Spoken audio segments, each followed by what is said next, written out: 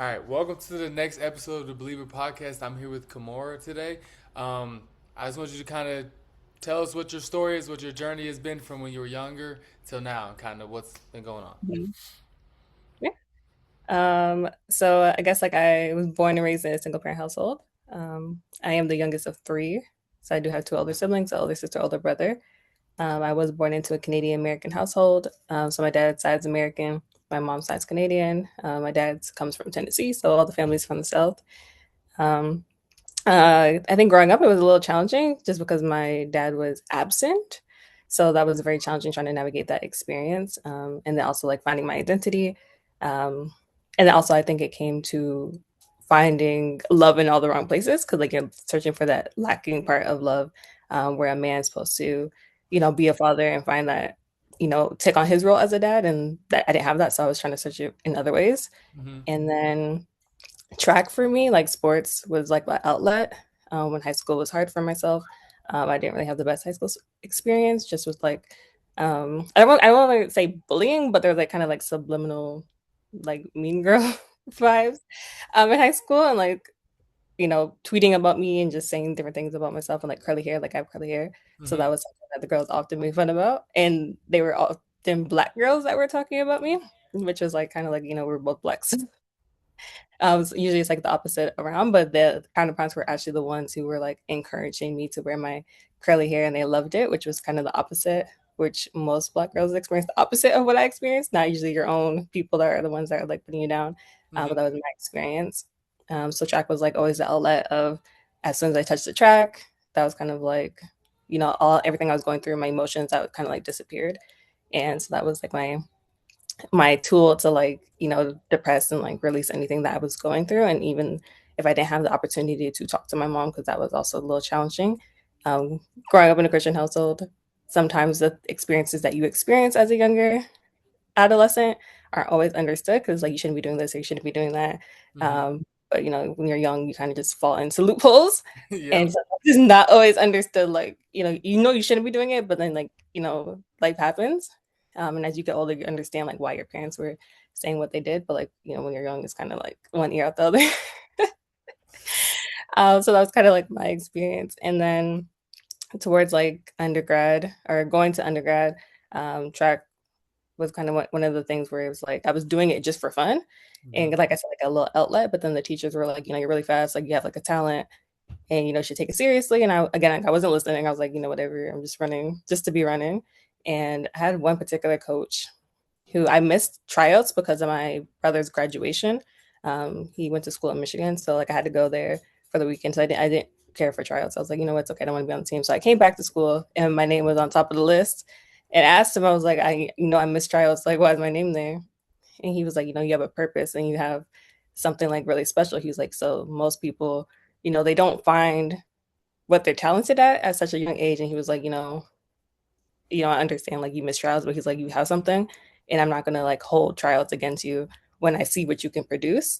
So Hmm. I think that was like the first time where like a man outside of like who I was expecting to, like my dad, who like was encouraging me and seeing something in me. So that was kind of like the first positive experience I think I had with a male figure who was like encouraging me. So like from that kind of stuck with me, and I ended up getting several scholarships for track and field. Ultimately, I chose Toronto because I don't know, big city. I was like, let me go to Toronto. Um, and it was kind of like out of my norm. I was trying to go as far away from home as I could just to get that experience. Like I love my mom, I love home. It was just like I knew everybody in the area, and I just wanted to go like explore on my own, get that experience of like adulting Hmm. for real. So I was trying to go as further as possible. This is not as far as I was hoping, but it still got me that experience. So like, living in Toronto, I've been here for 8 years in August. Okay. So I don't really like Toronto. I will say that. I liked it when I was younger, like my early, 20s, late teens. It was kind of something like, oh wow, like Toronto's great. But I think now that my purpose and my what I associate myself with has changed significantly. So I feel like Toronto is not where I would want to like start a family and get married, like raise children. Like that's not the city that I foresee it. Hmm. But I think just track bringing me here has brought up so many opportunities and so many different things. It also brought many challenges being in Toronto and many things that I had to navigate through that experience, such as my first year, I did get kicked out of my program. So I moved here for criminology. So my background is law, but my first year I got kicked out because my GPA, it wasn't necessarily bad. It's just because I was in an honors program. My Mm-hmm. GPA had to be like 80% over, and it was not 80% over.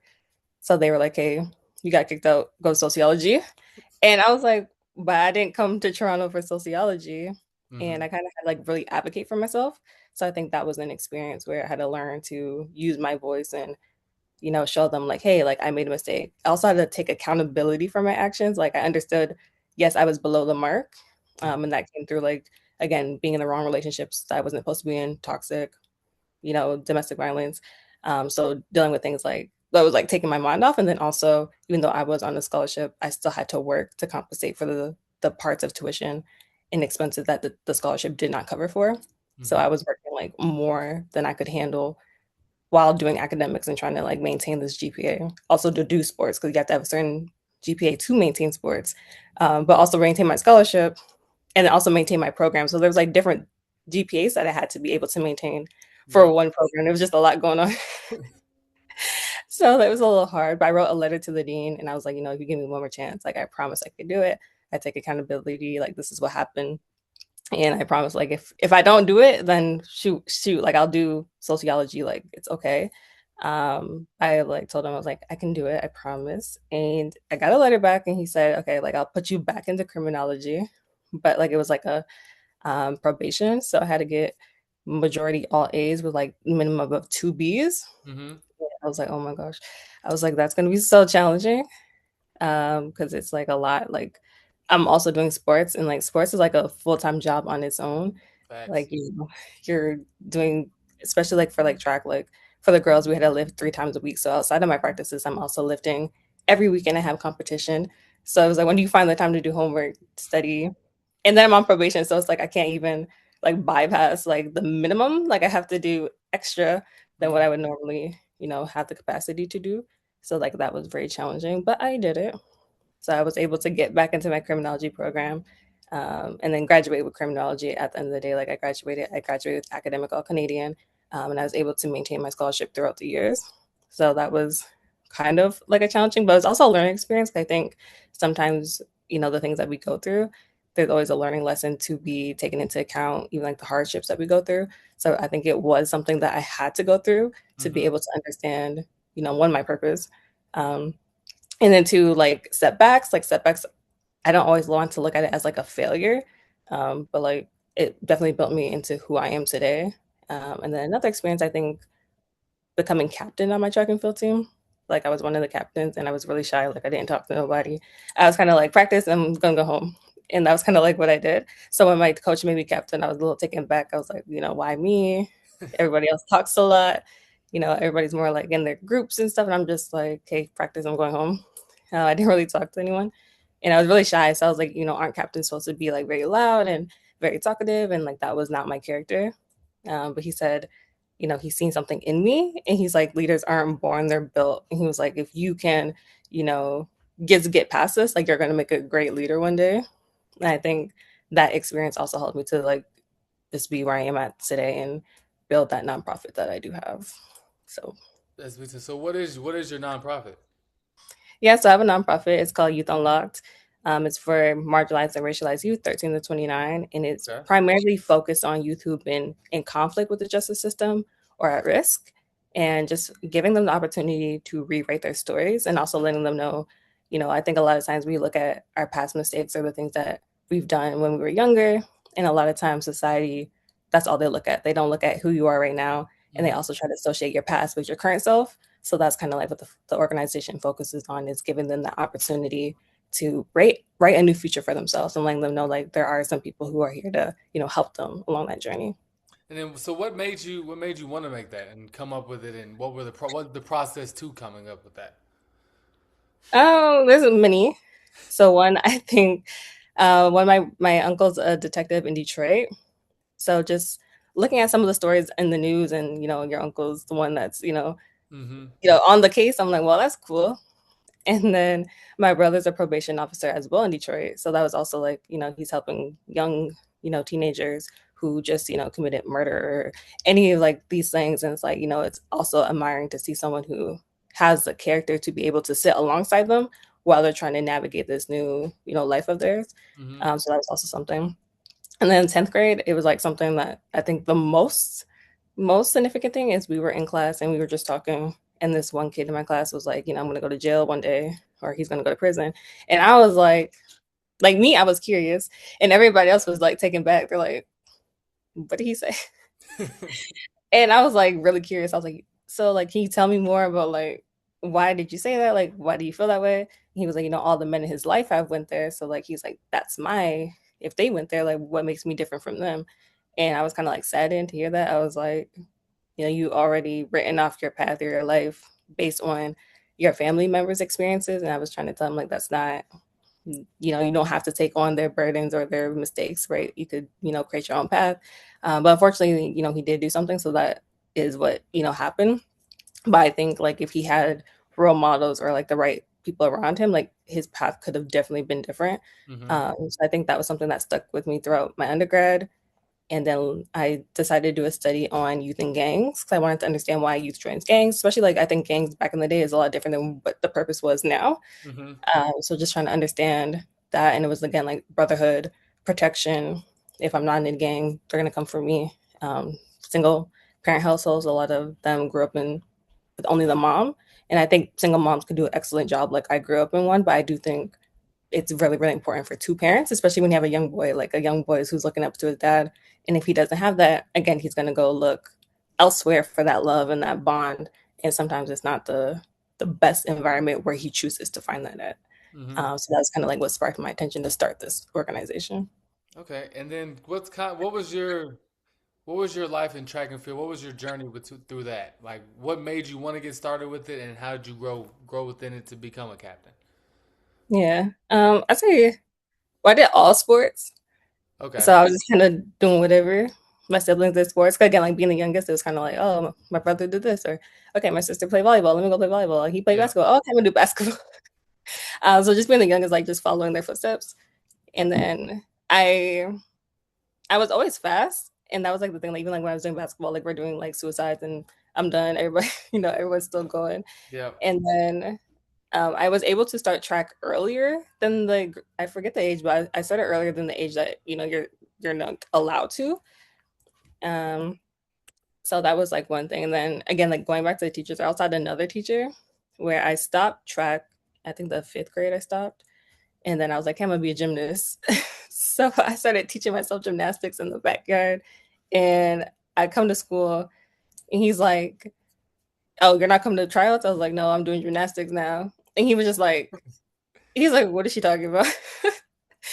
He was like, if I was your dad, like I would tell you get on the track and cancel out these gymnastics. I was like, but I want to be a gymnast. Like I want to go to Olympics for gymnastics. And he just thought it was like, the weirdest thing. Like what is she talking about? And I was like, I'm serious. Like I'm not doing track. So I didn't do track for like 2 years. And I think it was like again, like it always found me. Like track always came back to me. Mm-hmm. And I think it was the scholarships where I actually one like the teacher I previously mentioned, but I think the scholarships is what actually helped me see that because I was like, okay, if schools are recognizing something, then it must be true that I'm good. I think it was kind of like that imposter syndrome of like, and also being so humble. Like I'm very humble, but I think like sometimes you can be too humble where like you ignore your talent that you do have Mm-hmm. because you're trying to suppress like you're trying to be like so humble that you ignore that like you're actually good at something. So I was like, okay, like I think that was what started it. But again, like even university, like I didn't really take it too seriously. Until I was like, okay, like I'm going to like championships and I'm doing these things. And I was like, I think that's when I started to take it serious. And I was like, okay, like I'm actually good at it. So I think that's that. But it was also hard because like, injury prone and is a big thing as I most heard athletes you. know, like I getting definitely injured. understand that. Getting injured is not fun. Mm-mm. So it was really challenging to like, be in and out of like, competition. And then, when I came in, I wasn't the fastest, woman on the woman's side. So that was kind of like challenging too, is like I had to work to get where I was. Mm-hmm. But I'm really appreciative of the fact that like I kept going. And then I was able to become, the fastest woman on the team at one point. So like, just to be like, I was like the fifth fastest. I didn't have a relay spot. I was not on the relay team. So then to be able to make my way to the relay team and then also be starter for the relay team, like I thought that was like really like a big transition. And then my relay team had one of the fastest times like ever in the school. So Man. I think that was also like, great to experience. But it was a roller coaster, with sports. Oh, I already know. And then what would you tell someone that's younger growing up, trying to figure out what sport they want to do? What would you tell the youth about that? Yeah, I would say definitely like experiment and try different things. Like you're not gonna know until you try. And I also say like it's not you don't have to be the best at the time that you try it. Mm-hmm. Because even though like I was winning in middle school, like high school, like I was winning, when I got to university, it was like I really got showed, like okay, there's other people faster than me, right? Like it was real easy in high school, real easy middle school, and then once I got to university, I was like, oh no, these girls are so fast. Mm-hmm. So like it was kind of like I had to work a little harder than I was used to working because it came naturally for me. So I didn't have to train as hard. I didn't have to like put in the. I think it's called like a lot of people say like lazy athletes, where like it's like just natural. So like you don't have to like if I wanted to train like one day a week, then that's okay. Yeah. Where other people like they might have to train like so hard just to maintain that speed. But like for me, like it wasn't like that until I got to university. I was like, oh no, like university athletics is like a whole different thing. Yeah. So I would definitely say that like don't get too ahead of yourself. Like, you could be the best and then like there's always gonna be someone that's possibly better than you. So like also keeping that in mind. But even if you're not winning, don't let that deter you from, doing a sport, and it's always not about winning too. Like there's so many things to be learned in this field of sport. So Facts. So, and then what is something you go back and tell your younger self, in terms of sports, just in terms of life? I would say be more patient with myself. I think I could be if things didn't happen when I wanted it to, it was like it's never gonna happen. Mm-hmm. And that's not the case. Like some things take time. They take time to progress. Sometimes it's not even about progression, but it's also like about what you're doing. We want to expect results without action behind it. So just making sure that you're doing the things to be able to get that goal you're trying to get to, and not just saying like, "Oh, I want to do this," and it's like it's not happening. Well, it's like, why is it not happening? There's always a reason that it's not happening for. And sometimes you are doing the work, but it's in God's timing. So, if it's not meant to happen yet, then it's just not meant to happen yet. No, I agree. And then what is one of the most challenging moments of your life, and then how did you get through it? I would say most recently, actually. Last was it last year? 2024, 2025. I was unemployed for 10 months. And I think that goes back to what I was just saying, like when things aren't happening, it's like, why is this not happening? So when Mm-hmm. I graduated 3 years ago with my degree. And when I graduated, I thought, oh, I'm gonna have a career like right away. Like the first day I graduate, oh, I have a career. That was not the case. Like I was working in retail, hospitality, like everything other than what I went to school for. Mm-hmm. And I was like, what did I go to school if like nobody's hiring me. They're like, oh, you need Mm-hmm. experience. And I'm like, well, how do I get experience if no one's hiring me? I totally understand that. I totally get that foolishness. Yeah, so I was like really confused. I'm like, okay, well, let me just do like whatever. Like I need money. I'm still living in Toronto. Like I never since I've lived when I went to school, like first came here, like I never went back home. Mm-hmm. And I never wanted that to be the case where like I had to go back home because that was also something when I was in high school. Like people would tell me, oh, like you're going to Toronto, like it's so expensive, you're not gonna be able to make it. They're not people like there for you. You're gonna come back home. They're like, watch, you're not gonna make it. I had to come back, so you're gonna come back. So it was like kind of one of those things of like, well, I don't want that to be my experience. Mm-hmm. Like if I always am a firm believer, like if things happen, they happen for a reason. So I was like, if I was not meant to be in Toronto, like why would I be in Toronto right now? Facts. Despite the circumstances. So like it was really hard like trying to find a job. So then I was able to find jobs, but they were like really contract based and like really short. It would be like 3 month contract, 5 months. Worked at Victoria's Secret. It was kind of like seasonal, so it's kind of like whenever they tell me to go, that's what it was. So then after that, it was never hard for me to find a job. So like even if my contract ended, like I had the job the next day. So that was kind of like how things worked out for me. But when my contract ended and I didn't get a job, it was kind of like, oh wait, what's happening? So I was like, hey, maybe a month. Month went by, no job. I'm like, okay, maybe the month after, no job. Then we're like in 5 months, and I was like, I don't know what's happening, and I really placed it on like my worth. essentially. And I think that was also a problem where like I would always tie my identity to my accomplishments and what I was doing at that time. So when I had no job, it was kind of like I felt worthless. And Mm-hmm. then also, I think in this generation, I think a lot of times people tie things to like materialistic things. Mm-hmm. So you don't have a job, it's like, oh, they don't have a job, like, oh, they're broke or whatever the case is. So like I have friends who were like really, really supportive, and if I needed help or things of that nature, they were always there. And that was also something that I struggled with prior, was asking for help. So like if I need help, like I was like, I don't need it. Like I will struggle before I ask for help. So that was something I had to learn. But I think that was like the most challenging moment was one to be 10 months unemployed. I was also in school. And because I live in Canada, I was going to US school. So I'm paying USD in Canadian, and like the amount like conversion rate is like double than what it Oh would be. So I'm like, I'm not in school. I'm trying to pay tuition, trying to complete my second program, and it's just like a lot going on. no, And then you have rent. Like Toronto's so expensive. really. So yeah, it's so expensive. So I was just like, I don't know how this is gonna like work. And then there's just so much going on. So like, I think that was the biggest challenge was, being unemployed, but also trying to complete these things. I got a letter from my school saying I'd be kicked out if I didn't pay my tuition. And I'm Mm-hmm. like, well, I don't got a job, so where's the money coming from? And I, have a single parent household, so my mom's not making enough. She helped me when she can, but like it's kind of like she's not always in the best position to help me. And then Mm-hmm. because my dad is still, he's trying to do better, but it's kind of still like hard. So it's like a lot of the financial burdens do fall on myself. And then my sister will help me when she can too as well. But, I don't come from money. So like a lot of things do fall on, yourself if you don't come from such money, right? So Mm-hmm. yeah. So what is living in Toronto like? Like what is the experience of living in Canada? Because I've never been to Canada, so I just want to know what it's like. Um, okay, I say like I said, I think my morals and my things have changed since I was younger. Okay.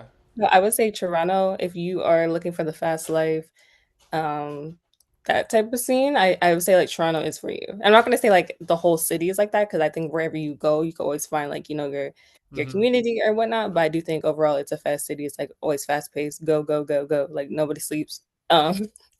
Type of thing. And it's like really I would say there's a lot of parties, like a lot of stuff going on. Um so I think just based on that, like when I was younger, parties were cool. Like, I used to drink and I was doing all these things. But I think like as I got older, like and I grew my faith stronger, like those things kind of like started to fall off. Mm-hmm. So I think that's why like for me, Toronto is not for me anymore. But I do think all the opportunities that I got from being here, I think it's an amazing opportunity. Like just from building my nonprofit and it's only being a year old, just to be what it's built today, like I think me being in Toronto was purposeful, but I think it's not. It got me to where I needed to be, but Mm-hmm. it's not where I can like grow fully to where I need to be. Like it's okay. I think most people are nice. I know people say like, "Oh, Canadians are so nice." Um, some people are nice, but you'll have some people where like, why did they say that to me? Yep. Yep. So I do think for the most part, like it is a nice city. I do think there's a lot of misconceptions, like, oh, there's no violence. We have the highest youth violence, right? So I think there's a lot of misconceptions. Like there's a festival like 2 weeks or last week, and some people got shot and killed. So that's why I'm saying like Toronto, in Canada in general, like it's not what people who don't live here think it is. I do think it is good, and compared to, if we talk about comparison, it could be good compared to other countries, Mm-hmm. but I don't think it's how people perceive it to be. Okay. I Yeah. see what you're saying. I see what you're saying. And then so I know I asked you what was your worst, one of your toughest times. What is one of your best times and something that you're most proud of? Yeah. I would say I'll have two. So I think my undergrad, my program that I just did, I graduated last August from Oakland University in Michigan. Mm-hmm. I'd say that was something because in my undergrad, like I said, my grades were not good and then they got better. Mm-hmm. I think because it took me like my last 3 years, my grades were great, but the first 2 years, I think that really impacted my GPA. So that was kind of like challenging. And then it's like, you want to be a lawyer and you don't have law school grades. It's like, how do you compensate for that? Mm-hmm. So I think this program, when I graduated with a 3.8, and also too, like undergrad, like you're doing electives where like it might not be your strongest. Like I had to take science. I don't know anything about no science. So it's like it's sometimes you're doing undergrad and you're taking courses where like you might not be strong in that area. but you have no choice but to take it. Right. Whereas law, like I can excel in law, like that's my passion. Like I can excel, So like doing a program that was specifically geared towards law, like I did my paralegal, so I graduated with a 3.8. So that was like something that I was really like proud of. Like I was able to do that, and it was really challenging. Like again, like I was unemployed, so like there was a lot of depression and a lot of things that I was going through. I was crying writing exams. Um, there were so many things I was going through, but to be able to, despite everything that I was going through, and to still get a 3.8, I think that was something that I was really proud of. And then even this year, like I went to Geneva, Switzerland, Mm-hmm. at United Nations, and that was one of my goals this year was to go to United Nations. But I said I wanted to go to New York, so I was like, hey, if I go to New York, that's okay. And then I got a letter getting invited to United Nations. I didn't apply for it. It was just like, hey, we want to invite you. So that was something that I was really proud of because it was like, I set the barrier, just New York, and I'd be happy with that. Mm-hmm. But I bypassed New York and went to like Geneva, where like the biggest one you could go to, which was like a big accomplishment for myself, and to be advocate for not just myself but the youth and the people that I work with. That's big time. So, what has being a paralegal meant to you, and what is potential? Are you a lawyer now, or potentially in the future, being a lawyer is going to mean to you? Future lawyer. So paralegal is basically like I kind of like to say like a nurse to a doctor. Mm-hmm. So paralegal is more so like you do like research, groundwork.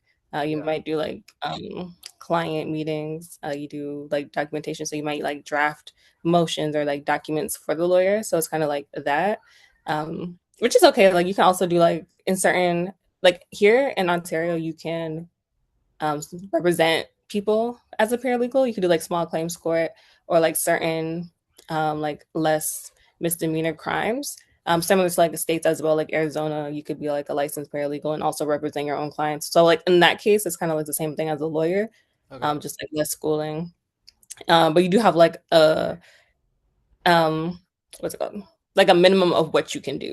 So Mm-hmm. it's not like a lawyer where you could like do any type of case or any law that people come to you. Like as a paralegal, like you have a limitation on what you can represent. So that's like the difference. But like, I think when it comes to lawyer, I think to be have the capacity to represent in the cases that I do want to represent, I wouldn't be able to do that as a paralegal. But I think a paralegal was I took that route because I didn't think I could do law school. Mm-hmm. That was kind of like the easier route for me. It was like, okay. And then also back to finances. I was like, well, who's gonna pay for law school? So I was like, I don't think law school's for me, but I think now it's like, no, it's time. Mm-hmm. What was your experience like being a paralegal? Like, because I know I've watched Suits. Have you watched that? No, I actually never watched it. Oh, you should watch it. But I've seen like the paralegal from like the movie and TV show. Like, so what has your actual experience been doing it? Yeah, so I interned at a personal, so I don't like a personal injury. I think it's interesting just to see the car accidents and like, okay, what's going on? Mm-hmm. But I think outside of that, um, I was like really bored. I'm not gonna lie. I was really bored. And I also think for me, like the law firm is not for me. I like nonprofit sector. Like I love to be in community. I love like that experience. So I think a law firm is not for me. Okay. So right now I work in the nonprofit sector for intimate partner violence. So I think I love that because it's like community versus like a law firm. Like every day I'm just in the law firm, just sitting there and looking at cases, submitting escalation claims. So like escalation would be like if someone is injured and they're like, I want money. And the insurance company is like, well, it's been a year, like you should be recovered by now. That's kind of like, escalating it to like the tribunal of like, okay, well, this person is still injured. It's been a year. Cause like here, like you're technically supposed to be recovered from your injuries within a year. But that's not, you can't tell your injuries when to like, Facts. get better. But insurance companies, they're not trying to give you money. So so they're like, no. So that's kind of like what my job was to just like escalate it. And Okay. like to me, that was kind of like boring. It was just same thing every day. But I think now, like, um, even though I don't work as a paralegal now, I still work in family law for intimate partner violence. But I think the work that I do is very, influential and I love it. So I think that again, like lawyers ultimate goal. Okay. When do you see yourself doing law school or being a lawyer? So the goal's 2027. So I'm Okay. actually studying for my LSAT currently. Okay. Uh, and trying to, well, I was supposed to take my LSAT in June, but my grandma passed in February. So I was like, mentally, I wasn't, Yeah. in the space to do so. So the fall, that's when I'll be doing that. Okay. And then, so what does the word believer mean to you?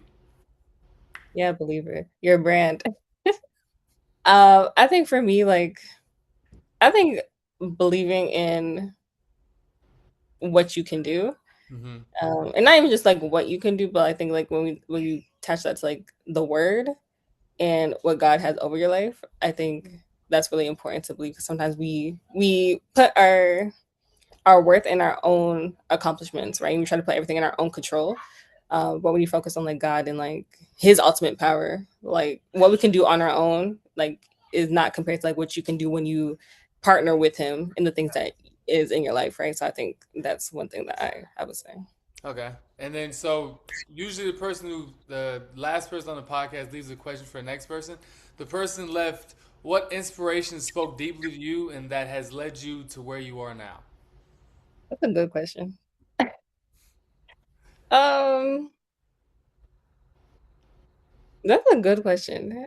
I would okay, because you know what? I don't think I had too many people really speak inspiration, if that means Mm-hmm. like makes sense. But I did like recently when I was in Switzerland, someone said I don't want to misquote her words. She said something along the lines of like I think she said like your degrees or something gets you in the room, but your character keeps you there. Mm-hmm. But even like that was like, well past, where I am right now, I thought that really spoke volumes. I do think sometimes like going back to careers and jobs and all that, like sometimes it's not about your degree, it's not about your experiences. Sometimes it's about the person that you know.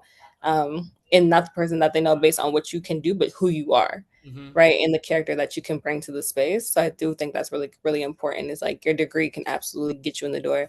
But like if you don't have a good character, if you're not nice to people, then you're gonna be booted out real fast. So I think like if you learn how to work on your character and like learn how to show up respectfully, um, and be a space where when you leave that space, people remember you still. I think that that's really important. Facts. No, that is definitely true. And then, what is the question that you would want to leave for the next person? Um, this is something I've been asking my youth lately.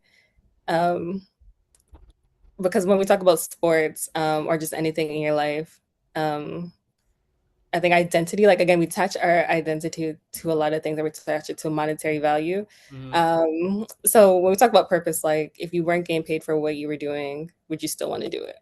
Okay. And then I'm gonna ask you to answer that question. Yes. Okay. Yes, I would do it. Like I do it for free kind of now still. Like Uh-huh. my nonprofit is a nonprofit, so like it's not for profit. Yeah. But still in a nonprofit, you could still get paid for it. But I think, a lot of times I am volunteering, like I'm doing things. So like that's my purpose. And I think too, like when we talk about purpose, like, money's gonna flow, But I think sometimes like too when you get into the workplace just for the money, that's when you come across people who like are not happy, they're miserable, they're Yep. not treating you properly. Like you go to the hospital and like they're not trying to help you because they're not trying to be there. Yep. But the money's great, right? So people will stay there because of the money or because of the monetary value. But it's not making them happy. It's not bringing peace to their life. So I think, if you remove money from the situation, would you still want to do what you're doing? Facts. No, that's a great question because there's a lot of instances where people get into things that for the money and hate their lives, which Right. is not a fun way to live at all. That's all the main questions that I have for you. I want to open it for conversation or anything that you might want to ask or anything you want to talk about. Yeah, I have a question for you. What's up? So when it comes to your business and your podcast, like what sparked you to like start what you're doing? I think so. It was one day I was still trying to figure out if I could play overseas, and I was working at Icebox Crowd Therapy. And one day I was like, "There's this needs a space for people to, and there needs to be a safe space for people to tell their stories." And because I've been through some stuff with basketball, having injuries and not being able to be who I wanted to be or done things that I thought I should have, and I feel like it would have been good to talk to someone that not I don't necessarily know a lot or that's not going to judge me, and then there's a space to where people can see like my story or someone else's story that can help them without having to go to therapy because I know some people think therapy's bad and blah blah blah. But so this allows some of those people to feel like I can come Right. talk to him or I can listen to the stories that are on his page and really, listen and grow and be a better person. My whole goal was to, if I can help one person, what I set out to do is successful. That's kind of Yeah. been my thing. Yeah, no, I agree. I think sometimes like that one story, you don't know who could impact, and sometimes it could just Hmm. be like that one person of like, oh, I seen this or I heard this or like, and sometimes we think like we're the only person going through that, and like there could be like 10 billion people, go Exactly. through the same different thing about you, like different experiences, but like the same problem. Yeah. I agree with that. Yeah, that's So kind of do you this. still do the sport that you're doing, or you stopped it? So unfortunately, I have two herniated discs in my back, so Okay. I can't go play professionally. Unfortunately, I kind of made the decision that it's better to move on with my life and be able to walk and still play for fun. I play for fun still, but I can't actually like make money off it. But Mhm. it's led me to coach. I've been coaching the past 2 years and fallen in love with that. So now I'm about to go become a teacher and coach full Oh, time. So congratulations! I appreciate that. Yeah, so it's learning experiences and just going through life and figuring out because I never thought I'd be a teacher ever. Right. So it's just falling into your purpose in a way is what I kind of think of it as. Like all the injuries and things that I've been through with basketball and it led me to where I'm at now instead of where I thought I was going to be. So I know God always has a plan for whatever and it's always about everything happens for a reason. It's kind of how I live by. No, I agree. I think sometimes we think our purpose is something, and it's just the journey to get you to the purpose, Yep. and not your actual purpose. So, like, I agree. Because even like when I stopped running track, it was kind of like identity crisis.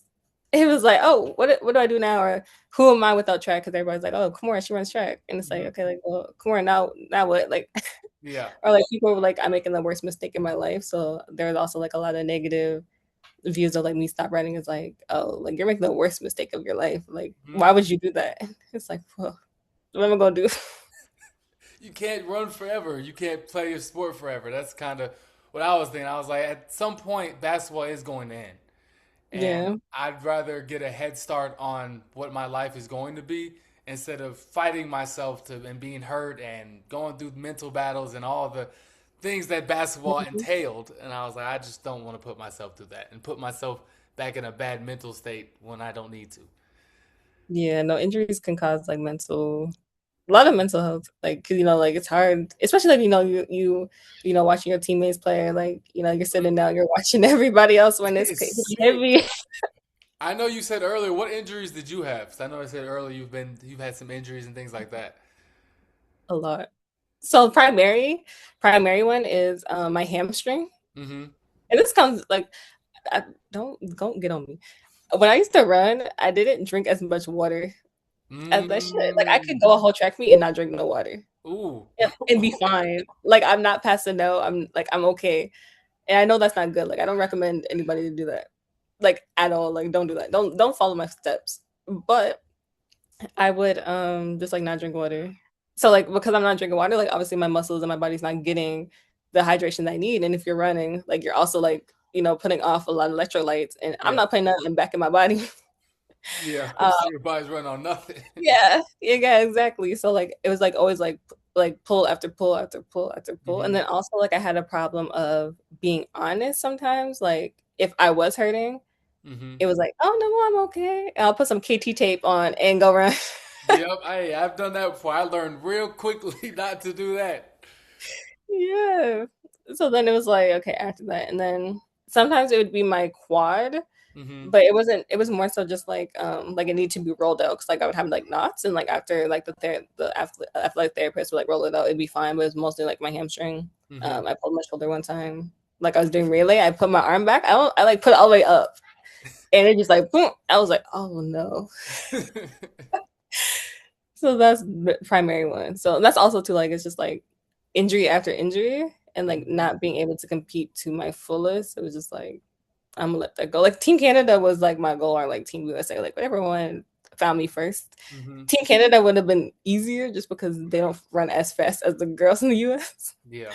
But I was that's not gonna happen. The injuries I have, even people tell me they still like say you're not too young, but I still like even then, even though I'm only 26, it's not my purpose, and Hmm. I don't know what that might look like 5 years from now. But I know right now in this time, like sports like you said, like coaching. Hmm. That's like my avenue as well. But when it comes to like actually competitive, training, like that ship has sailed. Yes, I totally feel that. I had 3 foot surgeries in 3 years, and then Oh, right when I healed from my last foot surgery, I had messed with my back. So oh, yeah, I do not. I don't want to risk not wanting to play for fun by yeah. doing that because I know if I would have went overseas and or in the league and when it hurt myself, I would never touch a basketball again, and I do not want that to happen. Uh, Did you have foot surgery for like one injury, or like you got it fixed, then you were like hurting yourself again, then you did it again? The first two were kind of the same thing. Oh, okay. I had something and no one could figure it out. What was Oh, wrong with my ankle? And so I got to a point where I was like, dang, I just might stop. Because right. no one can figure this out. So why am Yeah. I going to try? I can't even walk. So why am I going to go try to run and play? But then I got my first one and it got better. And then it Okay. got worse again. And then I had Right. a bigger surgery where they did like a nerve and tendon release of my ankle. And then that worked. And then the third one, unfortunately, I rolled my ankle and tore something. So they had to Um, go and fix that. So yeah, no fun. No fun. it's sad they couldn't figure it out. Like you went to so many doctors and stuff. Yeah, and then so then I went to like the best foot surgeon in Georgia, and he figured it out finally. Okay, But that's good. took So it that's took he two. makes the best for a reason then. Yeah, but it still took 2 surgeries to fix it. Yeah. So that was unfortunate. And then I'd have surgery like in the summer, so Yeah. I could never train and really get to reach a different level. So Yeah. I had to play through pain, and I played like 110 games in college, and I didn't play not one of them like fully healthy. Very No. yeah. So I was like, it's time to be done with this. Yeah, no, I understand that. You don't want to hurt yourself. And then also too, like I know some people they try to push themselves and then they'll have like a lifelong Hmm. injury or something that like, you know, disables like their ability of movement. Where it's Yeah. like, if they would have, stopped maybe a little sooner and not trying to like force it, they might have not had that issue for the rest of their life.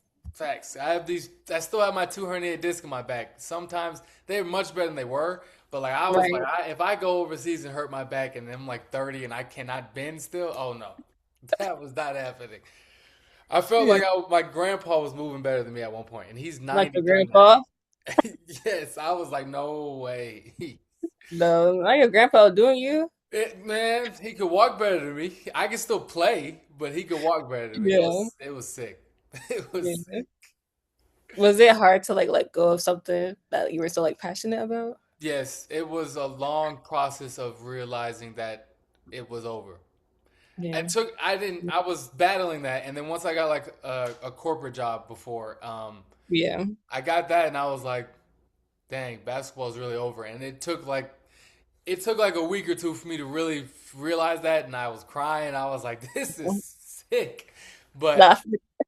after that, and then finding my purpose and making my brand, and realizing Yeah. I like coaching, and then trying to be a teacher now and things like that, I've started to realize it's everything happened for a reason, and I still get to go play in men's leagues and have fun and do what I Yeah. do with basketball. So at the end of the day, everything's working out. It's just taking longer and going to do different things that I didn't expect to go Yeah.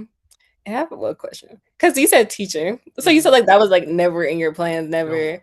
So like what did you go to school if you did go to school? And then like where did teaching like I know you said like you coach, but like where did Yeah. that aspect come from? So I went to school. I got my sports marketing and analytics degree and a minor in management. Then I got my MBA. Um, Mhm. Teaching never. I honestly, the past 2 years, I was coaching, and I kind of fell in love with helping the kids and helping them get better and things Right. like that. And I was like, I want to coach full time and be a head high school coach.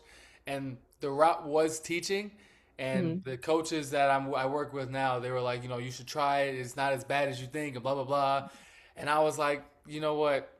If it's just helping Yeah. kids and getting people and helping kids get better themselves and things like that, I was like, I can try it and see what it is, and then just have Right. learning more about it and seeing different things and helping the kids that I've been working with the past 2 years of basketball. I was like, you know what, this could be a rewarding experience and Right.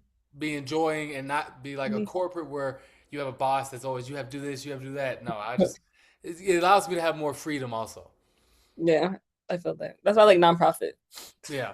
Because like I don't have my manager. I love my manager because she's not like a manager where she's like over my head like every single day. It's kind of like you know what you need to do, go do it. Like Hmm.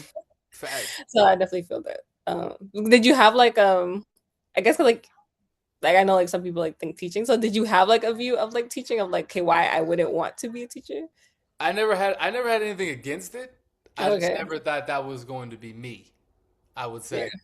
And now I'm envisioning how I can be the best teacher ever. So now I'm thinking about how I can yeah, teach marketing. That's my goal. I probably have to teach special ed first, but yeah. in the future, teach marketing, how I can become the best teacher in that, and Mhm. not just teaching students marketing and that material, but also teaching them about life and different things you're going to go through and be able to answer questions that they might not know or someone in their life might not know has or been through with Yeah. sports or just life in general. But Yeah.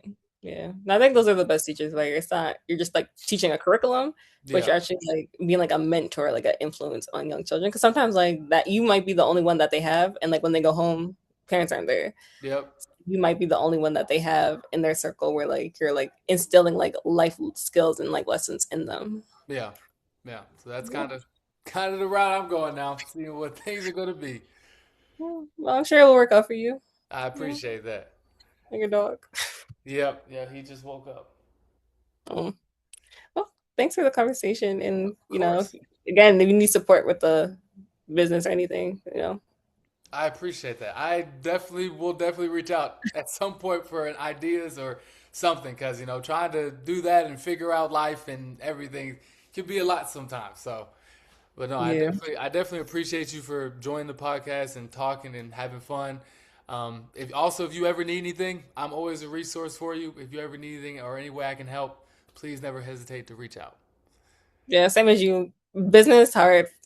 Yep, Just always yep, need ideas, especially when it comes to like young boys. I think that's like because our team is primarily women. We have one hmm, boy, so I think when it comes to like men and trying to like create that space and like what do young boys need, like what hmm. I think that's definitely something that would be like of use or like support. Yeah.